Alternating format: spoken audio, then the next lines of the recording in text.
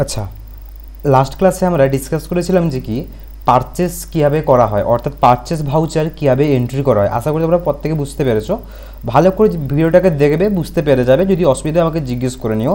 আজকে আমি যেটা বলেছিলাম যে আজকে আমরা সেলস দেখব, অর্থাৎ আমরা জিনিসকে দোকানে পারচেস তো করে নিয়েছি, এবার সেই জিনিসটাকে যদি আমাকে সেল করতে হয় তার জন্য আমরা ভাউচার বা বিল বানাবো কী করে। আমরা ভাউচার মানে কি বুঝেছিলাম, রসিদ, যে রসিদ কী হয় আমাদের কাছে। তো পারচেসের জন্য আমরা করেছিলাম যে আমরা কীভাবে মানে এটা বিলটাকে কাটবো।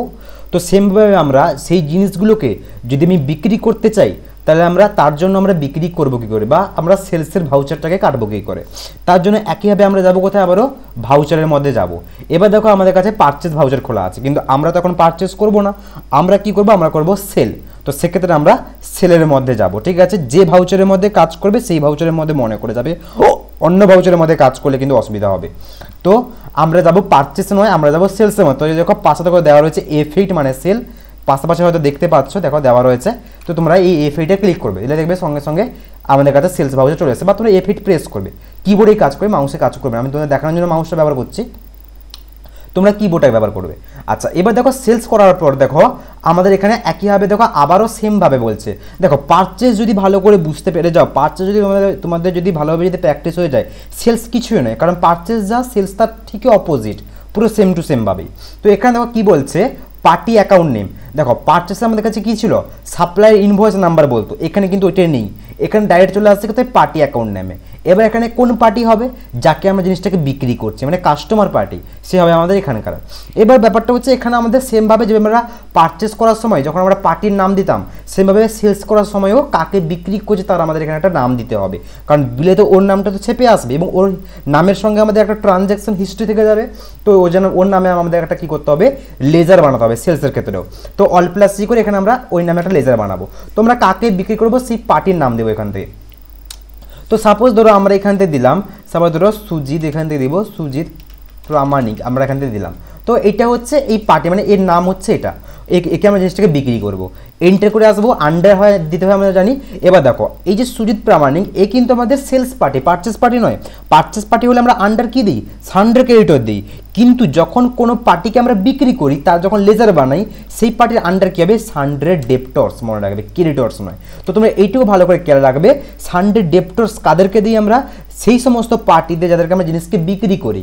সান্ডার ক্রেডিটর কাদেরকে দিই, যাদের কাছ থেকে অ্যাকচুয়ালি আমরা জিনিসটাকে কিনি, ঠিক আছে। বাকি তো জানো সেম টু সেমভাবে যেভাবে আগে তোমরা লেজারে বানিয়েছিলে, একইভাবে দেওয়া যাবে। এখান থেকে অ্যাড্রেসগুলো বলছে, এখানে তোমরা অ্যাড্রেস দেবে, ওয়েস্ট বেঙ্গল স্টেট, পিনকোড তোমরা এখান থেকে প্রোভাইড করবে, ব্যাঙ্ক তো আমরা দেবো না, প্যান নাম্বার দেবো, তোমরা এখানে প্যান নাম্বার প্রোভাইড করতে পারো। এবং এখানটা দেখো আমাদের কাছে বলছে রেজিস্ট্রেশন টাইপ রেগুলার। এবার দেখো সুজিত প্রামাণিক কিন্তু আমাদের কাছে কাস্টমার, কারণ একে তো আমরা জিনিসটাকে বিক্রি করছি। তো এই যে পার্টি, এর তো অবশ্যই রেজিস্ট্রেশন নাম্বার থাকবে না। যেমন সাপোজ ধরো তুমি কোনো দোকানে গেছো, তুমি কোনো জিনিস কিনছো, তো তোমার নামে তো সে তো বিল করবে। এবার তুমি কি তার কাছে একজন কাস্টমার, এবার তোমার নামে যখন সে বিল করবে, তোমার যখন সে লেজার বানাবে, তখন তোমার তো আর জিএসটি নাম্বার নেই। তাহলে এ কি হবে, এ কিন্তু রেগুলার হবে না, এ কি হবে, আনরেজিস্টার্ড বা কনজিউমার। কারণ সুজিত আমাদের কাছে কিন্তু কাস্টমার, কারণ একে আমরা বিক্রি করছি তথ্য, তো কনজিউমার হবে সবসময় আমাদের কাছে, মনে রাখবে। রেগুলার কোনটায়, যখন আমরা পারচেস করি তার হয় আমাদের কাছে রেগুলার সেই পার্টির, যখন আমরা জিনিসকে বিক্রি করি সে আমাদের কাছে সবসময় কাস্টমার হয়, তো তার জন্য কী হবে আমাদের কাছে, কনজিউমার। এবার হ্যাঁ, এবার তুমি যদি এমন কাউকে বিক্রি করো যে যার জিএসটি নাম্বার আছে, যে কোনো ব্যবসায়ী, তাহলে কী হবে, তুমি রেগুলার রাখবে, ঠিক আছে। যদি তুমি এমন কাউকে বিক্রি করো যার জিএসটি নাম্বার নেই, সে একজন নর্মাল ব্যক্তি, তাহলে কি দেবে, এখানে আনরেজিস্টার্ড বা কনজিউমার দেবে। এইটুকুর মধ্যে পার্থক্য। আর এখানটায় পার্থক্য হচ্ছে সান্ডার ডেপ্টর্স। দেখো তাহলে পারচেস পার্টি আর সেলস পার্টি যে লেজার বানাই, পার্থক্য খুব একটা থাকে না কিছু, ঠিক আছে। মনে রাখবে এখানে আন্ডারটা সান্ডার ক্রেডিটর, এখানে সান্ডার ডেপ্টর্স হবে, ঠিক আছে। আর এখানে আনরেজিস্টার্ড অর কনজিউমার। এন্টার করবে, অ্যাকসেপ্ট। চেক করতে বলছে এবার তোমাদের কাছে, তোমরা এখান থেকে এবার চেক করে নেবে, যাবে তোমরা চেক করে নিয়েছো। একইভাবে এখানেও আমাদের কাছে দেখো কি বলছে, সেলস লেজার, অর্থাৎ যেখানে আমাদের বানিয়েছিলাম কি পারচেস লেজার বানিয়েছিলাম, ওখানে কি বলছিল, পারচেস জিএসটি নাম দিয়েছিলাম, এখানে বলছে সেলস লেজার। তাহলে আমাদের এখানে কি হবে, সেলস জিএসটি, একই হবে, পুরো সেম টু সেম, শুধু উল্টে যাচ্ছে তো লেখাগুলো আমাদের কাছে। Alt+C করে লেজার বানাবো, এখানে আমরা কি দেবো, সেলস জিএসটি, কারণ এটা সেলস হচ্ছে, সেলস জিএসটি। আন্ডার কি হবে, ওর আন্ডার কি হতো, আমাদের কাছে পারচেস অ্যাকাউন্ট, যখন আমরা পারচেস যখন একটা লেজার বানাতাম পারচেস জিএসটি, কী দিতাম, পারচেস অ্যাকাউন্ট দিতাম আমরা এখান থেকে। আর যেহেতু এটা সেলস জিএসটি হচ্ছে, সেলস লেজার হচ্ছে, তো এর আন্ডার কি হবে, সেলস অ্যাকাউন্ট, ঠিক আছে, অপোজিট, ওটা পারচেস অ্যাকাউন্ট, এটা সেলস অ্যাকাউন্ট। বাকি জানো কিছু আমাদের অন অফ করা হয় না, যা সেখানে লাস্টে টাইপস অফ সাপ্লাই কী হয় আমাদের কাছে, গুডস। তো এখানে গুডস দিলাম, এন্টার অ্যাকসেপ্ট করে নেবো, কাজ হয়ে গেছে। ঠিক আছে, তাহলে পার্টি অ্যাকাউন্টের একটা নাম দেবো, মানে একটা লেজার বানাবো, সবসময় মনে রাখবে লেজার না বানালে কিন্তু কোনো রকম কাজ হবে না। লেজার বানাবো, আন্ডার দেবো সানডে ডেপ্টরস, এবং সেলস অ্যাকাউন্ট বানাবো, মানে সেলস জিএসটি বানাবো, তার আন্ডারে দেবো সেলস অ্যাকাউন্ট। একইভাবে দেখো নেম অফ আইটেমস। এবার দেখো এখন কিন্তু জিনিস আমরা নতুনভাবে বানাচ্ছি না, আমরা অল প্লাস সি করে স্টক কখন বানাই, যখন আমরা জিনিসকে পারচেস করি। কিন্তু যদি আমরা তো জিনিস অলরেডি পারচেস করে নিয়েছি, তাহলে আমাদের স্টক নিশ্চয়ই দোকানে আছে। তার জন্য আমরা কি করবো, আমরা স্পেস বাদ দিয়ে এখান থেকে সিলেক্ট করব। ঠিক আছে, এখানে কিন্তু আর অল প্লাস সি করে কিন্তু বানানো হবে না, কারণ অল প্লাস সি করে আমরা কখন বানাই, যখন আমরা পারচেস করি, কারণ সেই স্টকটা আমাদের দোকানে নেই, সেটাকে আমরা নতুন করে বানাচ্ছি। যখন আমি জিনিসকে যখন আমরা বানিয়ে মানে কিনে নিয়েছি, তখন সেই স্টক তো আমার দোকানে চলে এসছে। এবার আমার ধরো সিপিইউ আমার 5 পিস আছে, তাহলে আমি 5 পিস বিক্রি করতে পারবো, 5 পিসের বেশি তো আর বিক্রি করা সম্ভব নয় আমাদের কখনো। তো কি হয়, সেলসের ক্ষেত্রে কিন্তু আর বানাতে হয় না স্টককে, তুমি স্পেস বার দেবে, দিলে দেখবে তোমার কাছে লিস্ট খুলে যাবে তোমার দোকানে কী কী স্টক রয়েছে, কত পিস করে রয়েছে দেখাচ্ছে এখানটায়। তো আমি এখানে ধরো নিলাম, এখানে কিবোর্ডটাকে আমি সেল করবো, কিবোর্ডে সিলেক্ট করলাম, এন্টার। কপি সেল করবো, আমি ধরো এখানে 1 পিস সেল করবো, 1 দিলাম এখান থেকে, এন্টার। এবার জিনিস রেট কত টাকায় বিক্রি করবে, এবার দেখো কত টাকায় কিনেছিলাম আমি ধরো ভুলে গেছি, তাহলে এক্ষেত্রে আমরা কি করব, আমি ওই কেনার রেটটাকে দেখার জন্য অল্টের সঙ্গে এস মারবে। ঠিক আছে, যাকে বলে কি বলা হয় স্টক কোয়ারি, মনে রাখবে অল্টের সঙ্গে এস মারলে দেখতে পাবে। যেমন দেখো এই যে কিবোর্ডটাকে আমরা রোহিত গুপ্তের কাছ থেকে কিনেছিলাম, রোহিত এর কাছ থেকে কিনেছিলাম, গুপ্তের কাছ থেকে কিনেছিলাম, 20 পিস কিনেছি, 450 টাকা করে পার পিস পড়েছিল। এসকেপ করে আমরা এখানে ব্যাকে গেলাম, তাহলে আমাদের কত টাকা পড়েছিল, 450 টাকা করে। তো ধরে আমি এটাকে 520 টাকাতে তাহলে বিক্রি করলাম, হয়ে গেল। এন্টার, নিচে আসলাম, আবার স্পেস বার দেবো, স্পেস বার দিয়ে আমি ধরো নতুন আবার স্টক নিলাম, আমি ধরো রাউটারকে ধরো বিক্রি করবো, এখান থেকে দিলাম, এই ধরো 2 পিস বিক্রি করবো এখান থেকে, এন্টার। এর আমি স্টক দেখব, মানে আমি ধরো দাম ভুলে গেছি কত টাকা কিনেছিলাম, অল প্লাস এস করবো। দেখাচ্ছে দেখো শুভম ট্রেডের কাছ থেকে আমরা এটাকে মানে শুভম ট্রেডের কাছ থেকে এটাকে পারচেস করেছিলাম, 4 পিস করেছিলাম, 1050 টাকা দিয়ে পারচেস করেছিলাম। তো এসকেপ করে এটাকে ব্যাকে আসলাম, আমি এটা ধরো 1150 টাকা দিয়ে এটাকে আমরা বিক্রি করবো, করলাম এখান থেকে, এন্টার। তো এইভাবে তুমি যত খুশি জিনিসকে বিক্রি করতে পারো, স্পেস বাদ দেবে, বিক্রি করে দেবে। অর্থাৎ তুমি সুজিতকে কী জিনিসকে বিক্রি করবে, যখন তোমার বিক্রি করা হয়ে যাবে একইভাবে তুমি এন্টার করে নিচে চলে আসবে। অর্থাৎ এই যে আমাদের কাছে যে টোটালটা ছিল, এই টোটালের নিচে আমরা জানো তোমরা যে আমরা যতক্ষণ টোটালের উপরে থেকে তখন আমরা কী করি, স্টককে বানাই বা স্টককে সিলেক্ট করছি। যখন টোটালের নিচে চলে আসে তখন আমরা কী করি, এখানে টোটালের নিচে আসা মানে ট্যাক্স অ্যাপ্লাই করি। তো এক্ষেত্রে আমাদের এখানে সেল করতে গেলে কিন্তু ট্যাক্স অ্যাপ্লাই করতে হবে, সিজিএসটি আর এসজিএসটি। এবার দেখো পারচেস করার সময় আমরা অলরেডি কিন্তু সেন্ট্রাল ট্যাক্স আর স্টেট ট্যাক্স বানিয়ে রেখেছি, তার জন্য আমাদের আর বানাতে হবে না। আমি এখানে স্পেস বার দেবো, স্পেস বার দেওয়ার পর দেখো এখানে বলছে সেন্ট্রাল ট্যাক্স মানলাম, আর স্পেস বার করে নিচে আসার পরে আবার এখানে করব স্টেট ট্যাক্স, দেখো স্টেট ট্যাক্স পড়ে গেল আমাদের কাছে। এবার কিন্তু আমাদের পুরো বিলটা কমপ্লিট হয়ে গেল, একদম সিম্পল ব্যাপার। পারচেস বুঝতে পেরে গেলে সেলস কিছু না, পুরো যে যার অপোজিট হচ্ছে এখান থেকে।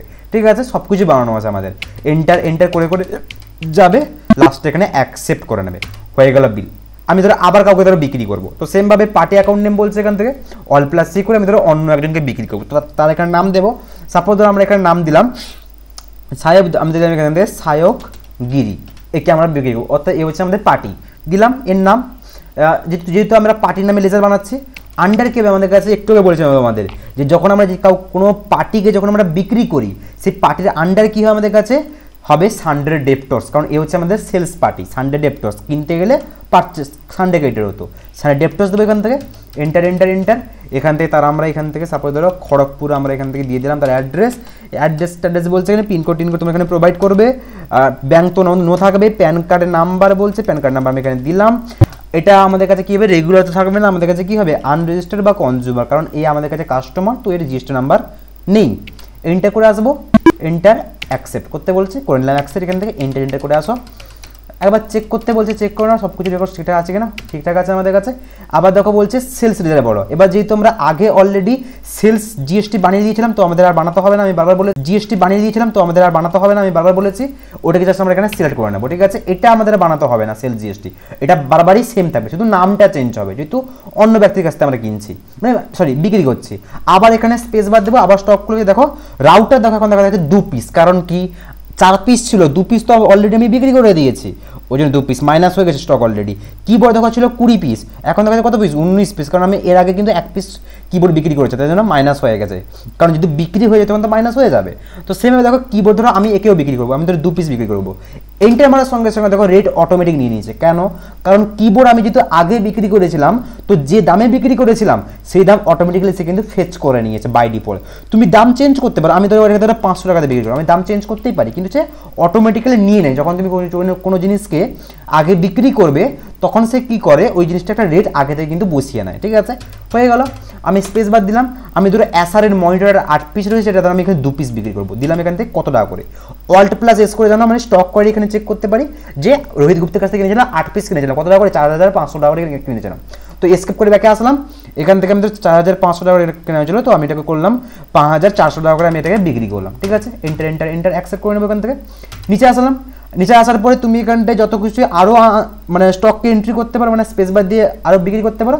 আমাদের বিক্রি করা শেষ, আমি নিচে আসবো, টোটালে নিচে আসার পর স্পেস বার দেবো, এখান থেকে দুটো ট্যাক্স অ্যাপ্লাই করবো, সেন্ট্রাল ট্যাক্স, আর নিচে আসার পর এখানে কী করবো, এখানে স্টেট ট্যাক্স অ্যাপ্লাই করলাম, হয়ে গেছে apply, enter enter enter enter enter, এগুলো সব চেক করে যাবে, এন্টার অ্যাকসেপ্ট, ইয়েস, সেলস আমাদের কাছে হয়ে গেল। তো এইভাবে কিন্তু আমরা সেলগুলো করে যেতে পারি আস্তে আস্তে করে। ঠিক আছে, তো এবার আমরা একটু রিপোর্টসগুলো চেক করি। আমরা পারচেসও বুঝলাম, সেলসও বুঝলাম। আমি বারবার বলেছি পারচেস যা সেলসটা, পারচেসে যখন আমরা পার্টি অ্যাকাউন্ট, যখন আমরা পার্টির যখন একটা লেজার বানাই তখন কী হয়, সানডে ক্রেডিটর, সেলসের আমাদের কাছে কী হয়, সানডে ডেপ্টর্স। পারচেস করতে গেলে পারচেস লেজারে আমাদের কী লিখতে হয়, পারচেস জিএসটি আন্ডার হয় পারচেস অ্যাকাউন্টস, সেলসে কী হয়, সেলস জিএসটি আন্ডার হয় কি, সেলস অ্যাকাউন্ট, যে যার অপোজিট হচ্ছে। ঠিক আছে, পারচেস করার সময় আমাদের কাছে অল্ট প্লাস সি করে স্টককে বানাতে হয়, আর এখানে স্টক বানাতে হয়, এখানে আমাদের জাস্ট স্পেস বার দিয়ে সিলেক্ট করতে হয় স্টকটা, কারণ এখানে তো বানানো আছে অলরেডি। দোকানে যে জিনিসগুলো আছে আমি তো সেগুলোই বিক্রি করতে পারবো, আমি তো নতুন করে বানিয়ে বিক্রি করতে পারবো না। বুঝতে পেরেছো? এর ব্যাপারটা হচ্ছে আমরা যে জিনিসগুলো কিনলাম আর বিক্রি করলাম তার কমপ্লিট রেকর্ডস পাবো কোথা থেকে, দেখো চলে আসবে সেই স্টক সামারির মধ্যে। স্টক সামারির মধ্যে আসার কথা তোমাদের দেখাচ্ছে, অ্যাসার মনিটর 6 পিস দেখাচ্ছে, কারণ 8 পিস ছিল, 2 পিস বিক্রি হয়ে গেছে, রাউটার 2 পিস বিক্রি হয়ে গেছে, কিবোর্ড 2 পিস, সরি 3 পিস বিক্রি হয়ে গেছে, একবার একটা বিক্রি করেছে, আবার একবার 2 পিস বিক্রি করেছি। এবার আমরা এদের রেকর্ডস চেক করতে পারি, যেমন এই যে কিবোর্ডের সাথে আমরা রেকর্ডস চেক করি, তার জন্য আমরা এরপরে এন্টার মারবো। এন্টার মারার পর দেখো এখানে ভালো করে দেখো, এই যে এটা কিন্তু আমাদের কিবোর্ডে পুরো রেকর্ড দেখা যায়, কারণ দেখো আমি কিবোর্ডের মধ্যে এখানে ঢুকেছি, মানলাম জুন মাসে দেখো না পুরো ট্রানজ্যাকশন হয়েছে আমাদের জুন মাসে। ইনওয়ার্ডস মানে কত কি কিনেছিলে, আউটওয়ার্ডস মানে কত কি তুমি এখানে বিক্রি করেছো। ঠিক আছে, তো দেখো 20 পিস কিনেছিলাম, 9000 টাকার ভ্যালু ছিল, 3 পিস বিক্রি করেছি এত টাকার ভ্যালু, তাহলে পড়ে যাবে কত পিস, 17 পিস আমাদের কাছে।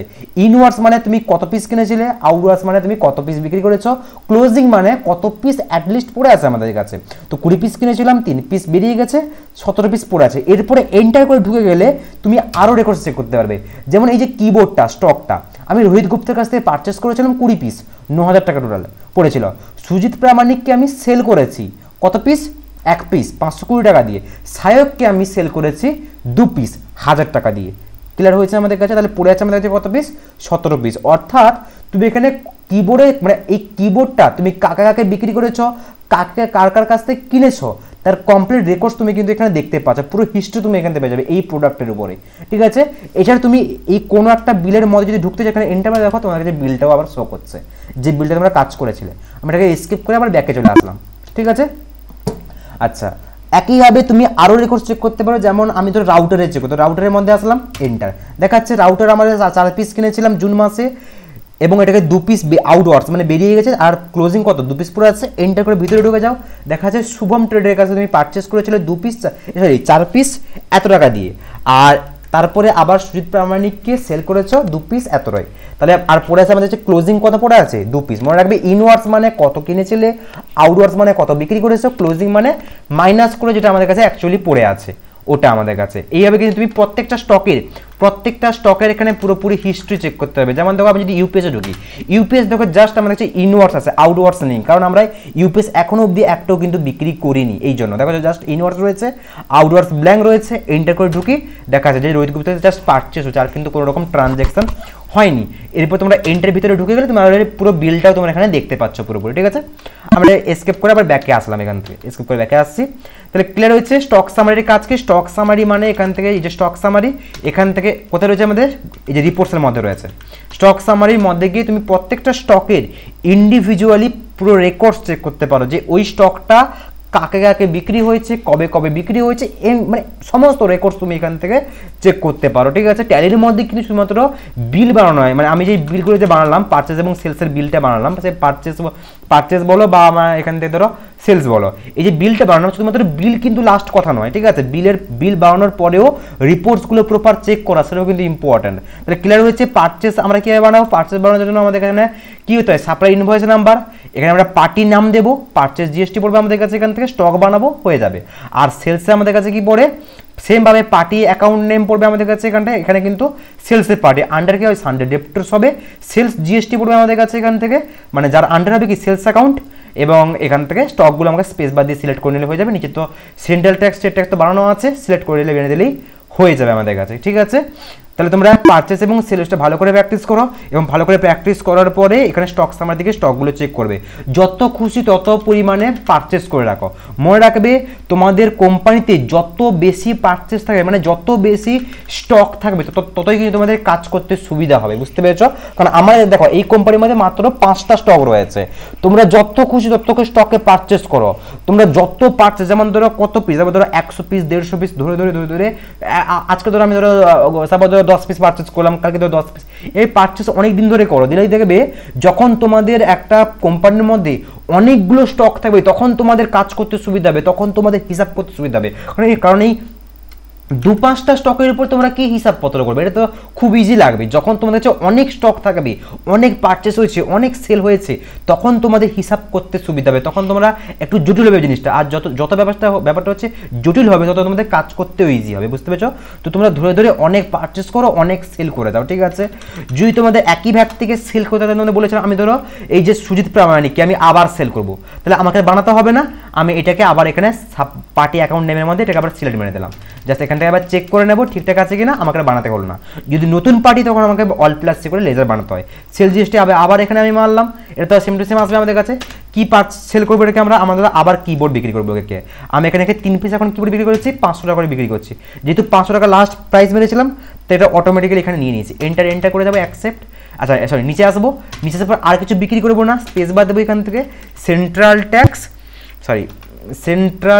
ট্যাক্স এখান থেকে দেবো, আর এখান থেকে কি দেবো, এখান থেকে স্টেট ট্যাক্স, দুটো ট্যাক্স পড়ে গেলো এখান থেকে, এন্টার অ্যাকসেপ্ট করবে মনে করে। ঠিক আছে, অ্যাকসেপ্ট করে নিলাম, হয়ে গেলো সেভ, কমপ্লিট আমাদের কাছে। ঠিক আছে, পারচেস এবং সেলসটা কমপ্লিট হয়েছে। পারচেস এবং সেলসই খুব ইম্পর্টেন্ট টপিক, অনেকগুলো লেজারের কাজ আছে, ভালো করে বোঝো। ফার্স্টে মনে রাখবে যতক্ষণ না পারচেস খুব ভালোভাবে প্র্যাকটিস হয় ততক্ষণ সেলসে যাবে না, বারবার বলছি। পারচেস ভালো করে করো, সেলস অটোমেটিক্যালি বুঝতে পেরে যাবে, নয়তো দুটোই গুলিয়ে যাবে। ঠিক আছে, ভালো করে আগে পারচেস করো, সমস্ত কিছু ক্লিয়ার করো, তারপরে সেলসে যাবে, সেলস দেখবে খুব ইজিভাবে তোমাদের কাছে হয়ে যাচ্ছে। তো এটা প্র্যাকটিস করো, কোনো অসুবিধা হলে জিজ্ঞেস করে নিও আমাকে। ঠিক আছে।